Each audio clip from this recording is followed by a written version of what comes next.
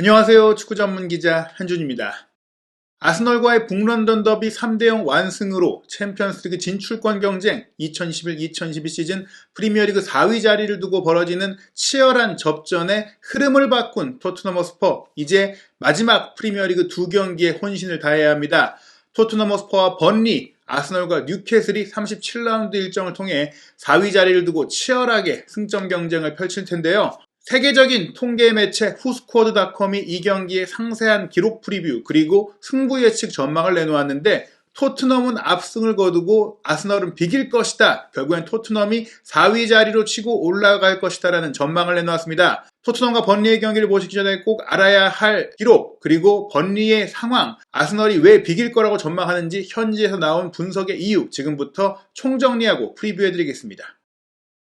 토트넘 허스퍼가 아스널을 3대0으로 크게 꺾으면서 사기는 오를 대로 올랐고, 아스널은 크게 낙담하게 됐고, 또 아스널의 수비 라인에 부상 선수가 빈발하면서 굉장히 위험한 상황이 됐습니다. 벤 화이트가 부상해서 복귀하긴 했지만 럽 헐딩이 토트넘과의 경기에 경고 2회 퇴장으로 뉴캐슬전에 뛸 수 없게 됐고요. 무엇보다 핵심 수비수인 가브리엘 마갈량이스가 햄스트링 부상이 생기면서 뉴캐슬전 출전 여부가 불투명해진 상황입니다. 토트넘 역시 부상자가 없는 것은 아니지만 홈에서 번리를 상대하고 또 손흥민 선수와 케인 선수의 득점 감각이 물이 오를 대로 올랐기 때문에 번리를 상대로 충분히 이길 거라는 전망을 할 수가 있겠는데요. 토트넘과 번리의 경기는 말씀드린 대로 올 시즌 토트넘의 마지막 홈 경기입니다. 이번 경기 역시 현장표가 다 매진됐다고 알려졌기 때문에 엄청나게 뜨거운 응원 열기가 펼쳐질 것이 예상되고 있습니다. 이 경기는 한국 시간으로 5월 15일 일요일 저녁 8시에 킥오프하는데요. 영국 시간으로는 낮에 열리는 경기고, 낮에 열리는 경기다 보니까 햇살이 뜨겁고 선수들이 체력적으로 힘들 수 있는 부분들이 있고, 그런 부분들 때문에 토트넘이 낮 경기를 할 때마다 고전했다, 이런 우려가 있지만 이번 경기는 선수들이 어느 때보다 강하게 집중하고 모든 것을 쏟아내려고 준비하는 경기고요. 번리전 이후에 노리치시티와의 최종전이 또 현지 시간으로 일요일에 열리기 때문에 토트넘이 번리전만 치고 나면 푹 쉴 수 있거든요. 이 경기에 정말 안간힘을 다 쥐어짜고 모든 걸 쏟을 수 있는 그런 여건이기 때문에 이전 경기와는 분위기가 다르다고 볼 수 있겠습니다. 토트넘의 승점 65점, 아스널이 66점인데요. 토트넘이 이 경기를 이기면 승점 68점이 되고요. 토트넘이 먼저 4위 자리에 올라가서 4위 자리를 지킬 수 있는 상황이고, 먼저 4위에 올라가서 아스널이 반드시 이겨야만 다시 4위로 올라갈 수 있기 때문에 심리적인 압박감 속에서 뉴캐슬전을 치르게 할 수 있습니다. 그러기 위해서 말씀드린 대로 토트넘은 번리를 반드시 이겨야 하는데요. 토트넘과 번리의 최근 성적을 보겠습니다. 토트넘은 현재 5위로 챔피언스리그 진출권에 도전하고 있고, 번리는 17위로 잔류 경쟁을 하고 있는 팀입니다. 기본적으로 두 팀 모두 간절한 건 맞지만 객관적인 전력에서 살아남으려고 하는 번리, 프리미어리그에서 쫓겨나지 않으려고 하는 번리의 경기력이 토트넘보다 떨어질 수밖에 없고 실력과 퀄리티가 떨어질 수밖에 없겠죠. 토트넘이 브라이튼과의 홈경기에서 불의의 일격을 당하면서 0대1로 지긴 했지만 최근 6경기의 전적을 본다면 리그에서 3승 2무 1패로 이긴 경기가 더 많고, 특히 최근 4경기에서는 브렌트포드전 무승부는 아쉽긴 했지만 리버풀 원정에서 1대1로 비겼고, 레스터시티와의 홈경기 3대1 승리, 그리고 이번 아스널전 3대0 승리까지 홈에서 2경기 연속 또 3골 대량 득점을 하면서 이겼기 때문에 충분히 자신감을 가질 수 있는 흐름이라고 볼 수 있겠고요. 번리 같은 경우에도 마이크 잭슨 감독이 부임하면서 굉장히 좋은 상승세를 탔죠. 최근에 이제 프리미어리그 이달의 감독상까지 의림이 오르내리면서 굉장히 이제 번리의 반전을 이끌고 있는데요. 번리가 노리치 시티의 0대2 충격패를 당하면서 강등 위기를 겪었지만 웨스트햄 유나이티드와의 원정에서 1대1로 비겼어요. 물론 웨스트햄 유나이티드가 유로파리그를 병행하는 과정에 동력이 떨어졌던 부분들이 있는데요. 그 뒤에 사우스햄튼전 2대0 승리, 울버햄튼전 1대0 승리, 홈 2연승을 거뒀고, 이미 잔류가 어려운 와포드를 상대로 2대1로 이기면서 3연승까지 했거든요. 그런데 사우스햄튼은 기본적으로 수비적으로 취약한 부분이 있고, 울버햄튼은 지금 공격진이라든지 전반적인 선수단 컨디션이 떨어져 있기 때문에 굉장히 부진한 상태예요. 그렇기 때문에 이 승리들이 의미가 없는 것은 아니겠지만 그렇다고 번리를 두려워할 정도는 아니다. 오히려 상대팀의 상태가 더 안 좋은 상황에서 간절했던 번리가 이긴 것이지 번리의 경기력이 획기적으로 좋아졌다, 이렇게 볼 수 있는 건 아니고요. 게다가 당장 지난 주말에 있었던 에스턴 빌라와의 경기에서 3대1로 완패를 당했어요. 게다가 번리 입장에서는 마지막 홈 경기였거든요. 이 마지막 홈 경기에서 이렇게 처참한 패배를 당했다는 것은 번리가 실제로 갖고 있는 경기력의 수준이 어느 정도인가를 보여주는 그런 부분이라고 할 수 있겠습니다. 양팀의 상대 전적을 보더라도 토트넘이 절대적으로 유리한데요. 역대 리그 15번의 맞대결에서 9승 3무 3패로 토트넘이 확실하게 앞서는데, 최근 공식 대결 기록에서도 4승 1무로 5연속 무패를 달리다가 이번에 졌어요. 지난 2월 달에 있었던 그 1대0 패배, 번리 원정 1대0 패배가 있었고 그 패배 때문에 콘테 감독이 너무나 큰 충격을 받고 화를 냈고 공개적으로 나는 지금 못하겠다. 나도 이제 토트넘 못 살리겠다. 뭐 이렇게까지 얘기를 했었고 결국에는 뭐 레비 회장과 면담해가지고 여름 이적 시장에 대대적인 그 투자를 약속을 받은 거였거든요. 그리고 그 이후 선수단도 콘테 감독의 그런 반응을 보고 확실하게 정신을 차렸고 그 뒤에 다시 반전을 했어요. 그러니까 큰 모멘텀이 됐던 번리전이고 그때 토트넘이 극도의 부진을 했던 상황이기 때문에 그런 모습이 다시 재현되기는 어려울 것이다. 사실 지난해 10월 달에도 번리와 이제 원정 경기가 있었죠. 카라바오컵 4라운드였는데 그때는 토트넘이 로테이션을 가동하고 손흥민 선수가 선발로 안 나왔음에도 불구하고 1대0으로 이겼어요. 그리고 지난 2021년 2월 달에 있었던 홈 경기 같은 경우에는 4대0으로 크게 이겼고 또 많은 분들이 기억하시는 2019년 12월 손흥민 선수가 푸스카스상을 받은 80m 단독 드리블 골이 나왔던 그때는 5대0으로도 이겼기 때문에 토트넘이 이번 홈 경기는 충분히 편안하게 치를 수 있다. 이런 기대감을 가질 수가 있겠고요. 말씀드린 대로 손흥민 선수에게 번리전은 아주 기분 좋은 추억으로 남아있겠죠. 11번의 경기를 출전해서 8승 1무 2패로 거의 대부분의 경기에서 이긴 경험을 했다. 물론 지난 2월 달에 있었던 번리 원정 패배를 손흥민 선수도 함께 겪었고 또 2019년 후반기의 원정 경기에서 2대1로 질 때도 손흥민 선수가 좀 아쉬운 모습을 보이긴 했었지만 그 외의 경기들을 본다면 2019-2020 시즌 말씀드린 원더골 나왔을 때 1도움까지 추가하면서 5대0 대승 과정에 2골을 또 만들었고 나머지 골들에게도 다 기여를 했고요. 지난 2010-2021 시즌 같은 경우에는 원정에서 1대0 승리, 홈에서 4대0 승리, 합계 5대0 더블을 달성했을 때 손흥민 선수가 두 경기에서 1골 2도움을 기록을 했었거든요. 번리를 상대로 최근의 기록이 굉장히 좋고 최근에 더더욱 번리가 손흥민 선수를 상대로 트라우마가 있다. 역대 3골 3도움을 기록 중인데 이번에 7번째 공격 포인트 충분히 나올 수 있고 손흥민 선수가 또 프리미어리그 득점왕에 도전하고 있기 때문에 아스널과의 경기에서 조기 교체가 됐잖아요. 경기 준비 기간은 타이트하지만 체력적으로는 준비가 돼 있고 또 골을 넣고 골을 만들겠다는 동기부여도 충분히 돼 있다. 지금 리그 도움도 7개고 득점이 이제 21개인데 한 골만 더 넣으면 살라와 동률이 됩니다. 게다가 리버풀은 첼시와 FA컵 결승전을 치르기 때문에 이번 주말에 37라운드를 치르는 게 아니라 주중에 치르게 돼요. 즉 이번 경기를 통해서 손흥민 선수가 아예 득점 1위로 올라갈 수도 있는 그런 상황이라고 볼 수 있겠고 또 도움에 대한 의지도 있습니다. 3도움만 추가하면 프리미어리그 역사상 3시즌 연속 텐텐클럽에 들어가는 최초의 선수가 되는 그런 상황이기 때문에 손흥민 선수의 개인적인 포인트에 대한 동기부여도 강하다는 점을 봤을 때는 이번 경기 정말 초인적인 힘을 낼 수 있다고 볼 수 있겠습니다. 이번 경기에 중요한 것은 부상 선수 변수인데요.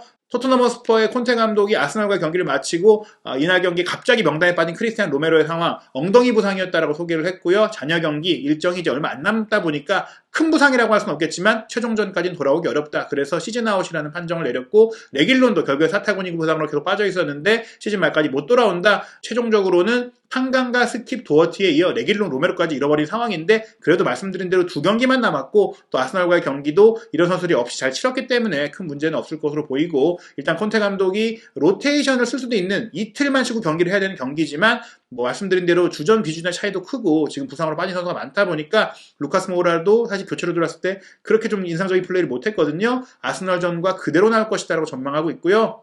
번리 같은 경우에 공격수인 비드라도 그렇고 지금 구드문드, 웨스트우드 같은 선수들이 이미 빠져있는 상태고 핵심 선수라고 할 수 있는 제코크, 벤미, 제이 로드리게스, 제임스 타코스키의 상태가 불투명하다고 했는데 제코크 같은 경우에는 이제 에스턴 빌라와의 경기에 타박상이 있었지만 회복했다고 해요. 하지만 벤미와 제이 로드리게스는 회복이 불가능하다. 게다가 타코스키도 결장이 유력하다. 수비 라인과 허리 라인에 이탈 자원이 있는 번리라고 할 수 있겠습니다.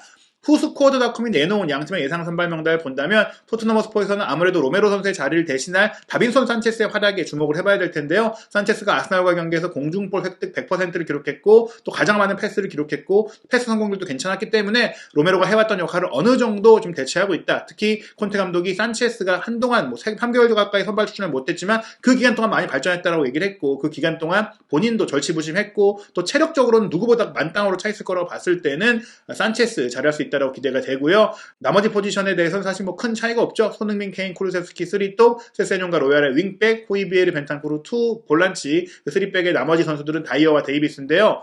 번리는 4-4-2를 씁니다. 감독이 바뀌었지만 여전히 일자형 4-4-2를 쓰고 있고요.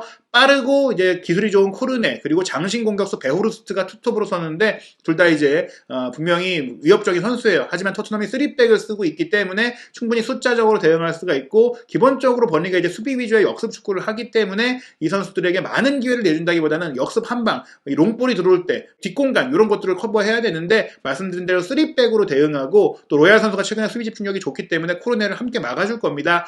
번리의 미드필드 라인에 레넌, 코크, 브라운힐, 맥닐 같은 경우에는 개인적인 능력이라든지 창조성이 돋보이는 선수들이 아니기 때문에 게다가 호이비에르의 최근 컨디션이라든지 벤탄쿠르가 아스널전에 보인 그런 퀄리티를 생각한다면 중원 장악에 있어서도 토트넘이 크게 문제가 없을 것 같아요. 결국엔 주도권을 잡고 경기하면서 얼마나 빠른 시간에 골을 넣느냐, 일찌감치 골만 나오면 번리를 확실하게 또 무너뜨릴 수 있는 경기가 될 수 있고, 만약에 이제 지난 번리 원정처럼 골을 넣는 시간들이 늦어지고 그렇게 되면 이제 번리가 자신감을 얻고 토트넘이 전진하다가 뒷공간을 내줄 수 있겠는데, 지금 토트넘의 조직력과 정신력이라면 그런 일이 발생하기는 쉽지 않다. 번리의 포백라인 테일러, 롱, 콜린스, 로버츠인데 말씀드린 대로 벤미도 빠지고 파코우스키도 없다면 손흥민, 케인, 쿠루세스키를 힘과 기술, 속도 어떤 면에서도 막아내기가 어렵다. 이런 상태라면 토트넘이 충분히 번리를 무너뜨릴 수 있다고 볼 수 있겠고요.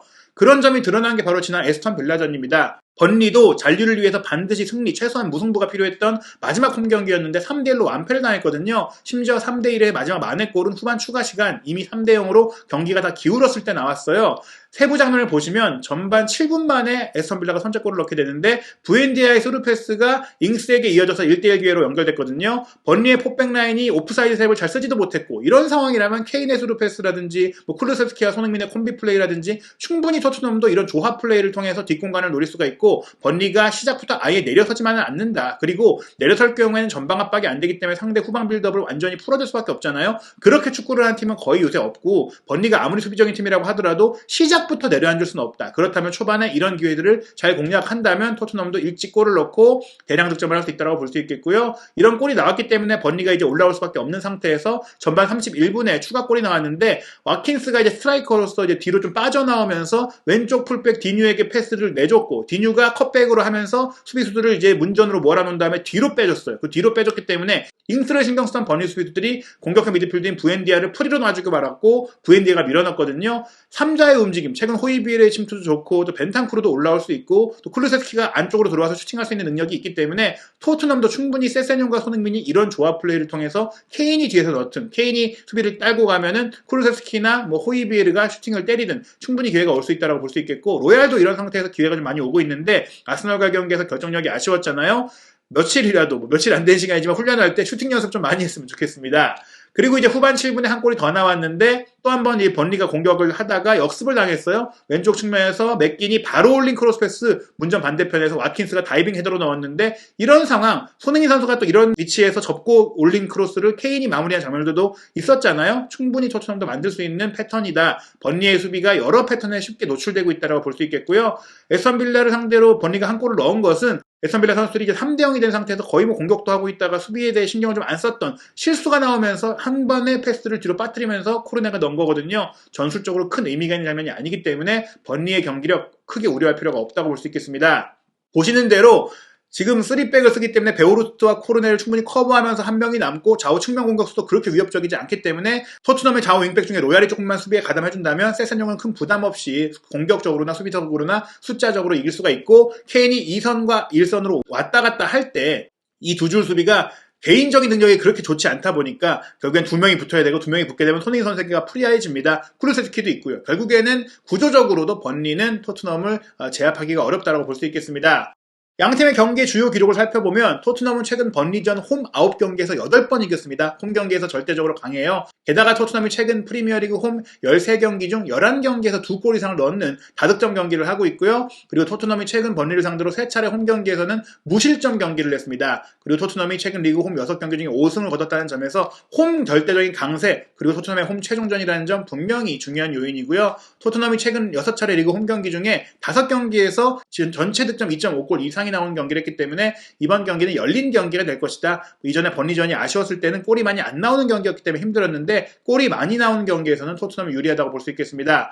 그런 이유로 후스쿼드닷컴은 토트넘이 번리를 3대0으로 완파할 것이라고 예상을 했습니다. 내용을 살펴보면 토트넘이 이제 북런던 더비에서 이기면서 승점 차이도 좁혔고, 이번 경기만 이기면 바로 4위로 올라갈 수 있고, 사실 비기기만 해도 골득 실차 때문에 4위로 올라갈 수 있는데, 일단 번리가 마이크 잭슨 감독 체제에서 에스턴 빌라 상대로 첫 패를 당했고, 또 최근 4경기 중 3경기에서 승리했지만 겨우 골득 실차로 강등권에서 벗어나고 있는 시즌 전체적인 경기력을 통한 전력으로 본다면 토트넘을 이기기 어렵다. 토트넘과의 두 차례 원정 경기에서 무려 9골이나 내줬던 보여줬던 전력도 있다라면서 번리, 토트넘 원정 안 된다. 토트넘이 압승한다고 봤고요. 아스널과 뉴캐슬의 경기 프리뷰에서는 2대2 무승부를 전망했는데요. 뉴캐슬이 맨시티에 5대0 참패를 당했고 이미 잔류를 확정했기 때문에 여름 휴가를 생각한다고도 볼 수 있겠지만 아스널은 지금 수비수 2명을 잃게 됐고 그 부분 때문에 아스널 서포터들이 안절부절하고 있다. 아스널이 뉴캐슬전 7연속 무실점을 기록하면서 강세를 보이고 있지만 지금 아스널의 수비는 완전히 무너졌고 뉴캐슬은 이전보다 강해졌기 때문에 이번 경기는 골이 무조건 나올 것이고 골이 나오는 경기에 된다면 아스널도 쉽지 않다. 아스널의 손톱을질을 경기해야 될 것이다 라고 지목하면서